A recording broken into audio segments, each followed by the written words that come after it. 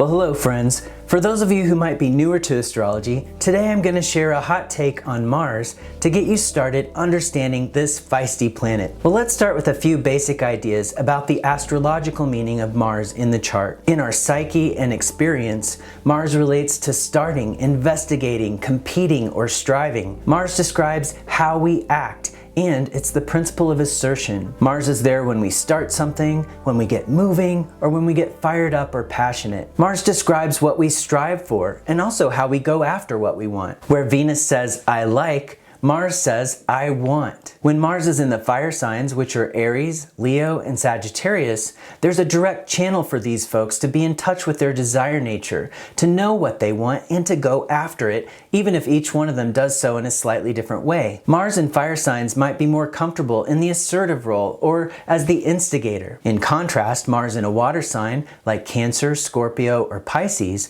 might go after what it wants in more indirect ways. Mars also describes how we show up in competition. Do we have a strong desire to win, or do we shy away from competition? Well, we can learn a little about Mars by contrasting it with Venus. Where Venus seeks harmony and tends to create bridges of rapport or connection, Mars is there when we need to face off with someone or set a boundary. Mars helps us say no or cut ties. Well, now let's talk about rulership. Mars is the ruler of two signs, Aries and Scorpio. When a planet rules two signs, it rules over one diurnal or day sign and one nocturnal or night sign. For instance, Venus rules nocturnal Taurus and diurnal Libra. Mercury rules nocturnal Virgo and diurnal Gemini. Mars rules nocturnal Scorpio and diurnal Aries. So there's an underlying symmetry and meaning underneath our dual rulership system. The ascendant or rising sign is one of the most important points in the chart, and some would say it is the most important.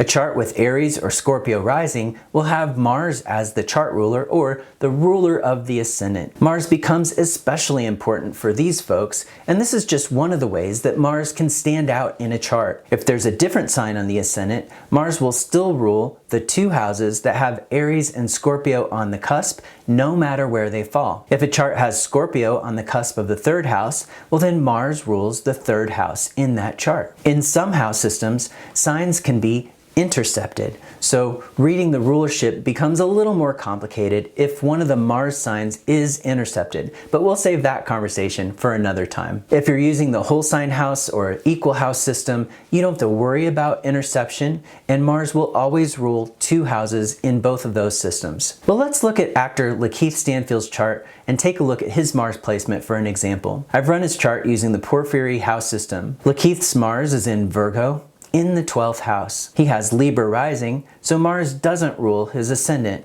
Venus does. But Mars does rule one of the other angles, the descendant, where we find Aries. And that tells us that his Mars is going to show up when it comes to his important one-on-one relationships. Now look for Scorpio. Scorpio's on the cusp of his second house. So Mars also rules his second house. And that tells us that Mars is also going to show up in his approach to making money. Mars is in a wide conjunction with his moon, and it's part of a strong Virgo influence in the chart that includes Mercury and also Venus. In the film Judas and the Black Messiah, Lakeith plays William O'Neill, an FBI informant who infiltrated the Black Panther Party. Well, this is an example of someone who's working behind the scenes in a subversive role. In other words, this character is a great example of a shadow expression of Mars in the 12th house. It's common for actors to express the shadow potentials of their chart in the roles they play, even when those expressions don't play out in their real lives. If you've seen the film Get Out,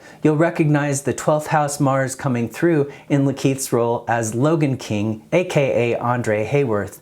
I won't give away the details here in case you haven't seen the film, but the film explores complex issues involving personal will, ego drives, identity, and aggression. And these are expressed in ways that evoke the 12th house associations with seclusion, isolation, and even mental health. So Lakeith was a perfect fit for that role too. In our astrological tradition, Mars hasn't been looked at favorably, but there's a lot more to Mars than meets the eye. And this archetype makes up a crucial part of our psyche. We meet Mars in situations that draw it out. We can think of these as the training grounds for our Mars. And this could be any place where we're asked to compete. That might be a game, a sporting event, a job, or any situation where we're asked to compete for resources or attention or even acknowledgement. We also learn about our Mars, and we help that part of our psyche to grow in any situation where a conflict arises. Many conflicts emerge out of a basic dynamic that all of us experience, where we're striving to get what we want, but we come up against someone who either wants something different or has a competing point of view, or they want to block us from getting what they want for some reason. Even people who are conflict avoidant, or those who have a strong desire to cooperate with others, still find themselves in conflict when they take action to express their will or desire, because not everyone wants what we want. Another Mars training ground is physical experience, like exercise or sports, or also sex. In any of these training grounds, we learn about not only what we want, but how to best go after it. Here's a word cloud of some Mars keywords.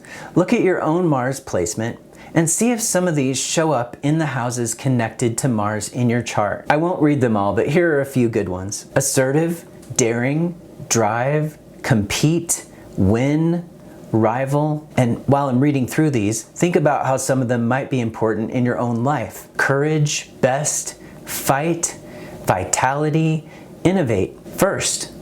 Sharp, cutting, hot, muscle, adrenaline, conflict, separation, break, aggression, confrontation, rivalry, anger, libido, impatience, defend, arousal, sharp, forward, and vigorous, just to name a few. Check out the word cloud for more ideas. Well, that wraps up today's hot take on Mars. There's a lot more we can say about Mars, but I hope this gives you a start in thinking about it in your own chart. You can learn more about Mars and chart interpretation in our course, The Inner Planets, at Astrology University. Well, I hope to see you there, and until next time, take good care.